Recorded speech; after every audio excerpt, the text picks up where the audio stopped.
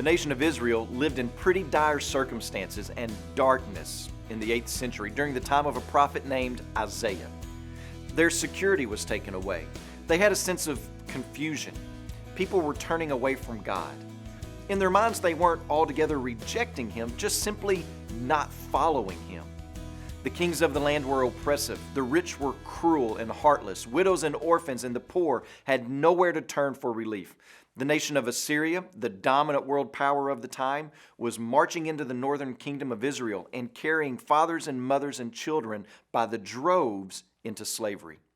The southern kingdom had a ruler who was being advised by God Himself to take certain actions, but that particular king, King Ahaz, refused to do so because of his pride. So the Israelite nation experienced spiritual decay, family stress, national compromise, and political corruption. It was a time of deep darkness. The Jewish people had sown unbelief, and they were reaping the whirlwind of it. This is what Isaiah saw when he looked over the landscape of his day.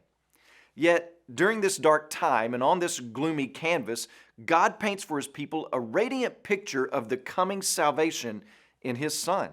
He gives them hope. He gives them a place to put their faith. He gives them a person of security. Isaiah chapter 9 verse 6 says this, "For to us a child is born, to us a son is given, and the government shall be upon His shoulder, and His name shall be called Wonderful Counselor, Mighty God, Everlasting Father, Prince of Peace." The mercy of God, under no obligation, was extended to them in not giving them what they deserved. And the grace of God, under no obligation, of course, flooded forth like a beaming light in the night sky with the gift of salvation that's found in His Son. Do you think the people were eager for the Son to come? Well, not all of them were, but all of us should be eager for the Son to return, and we should be making preparations for that return. How many of you right now are making preparations for a son or a daughter coming home from college? How many of you are making preparations for a big family get-together for Christmas? Even more so, should we be making preparations for God's Son to return and take us home?